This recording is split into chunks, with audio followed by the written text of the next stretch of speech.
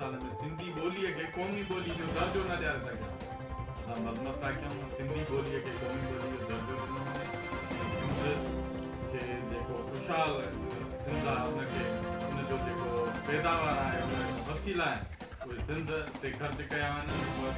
ॿारनि माण्हुनि खे जेका सिंध में धारियुनि जी लोध आहे सिंध में धारियुनि जी लोध जेका आहे जेका अचे थी उन खे ख़तमु कयो वञे। जेके सिंध में धारिया आबाद आहिनि उन्हनि खे निकाली ॾिनी वञे। इहे जेके धारिया अचनि था असांजे मेहड़ सिंध 56 सालनि खां वठी हक़नि खां महरूम आहे। 1 डिसंबर ते सिंधी इलेक्ट्रॉनिक ऐं प्रिंट मीडिया तरफ़ां हिकु सिंध हिकु सकाफ़त जो इनवान सां सकाफ़ती ॾींहुं मल्हाइण बहितरीन फ़ैसिलो आहे जंहिं सां सिंधी 5000 साल पुराणी सकाफ़त उजागर थींदी। अहिड़े ख़्यालनि जो इज़हार GSM कॉमर्स पार्टी जे मर्कज़ी ऑर्गेनाइज़र दोदो देशी प्रेस कॉन्फ्रेंस कंदे कयो। हुन चयो त PTI हुकूमत ऐं ॿियनि हुकूमत जीअं नाकाम साबित थी आहे।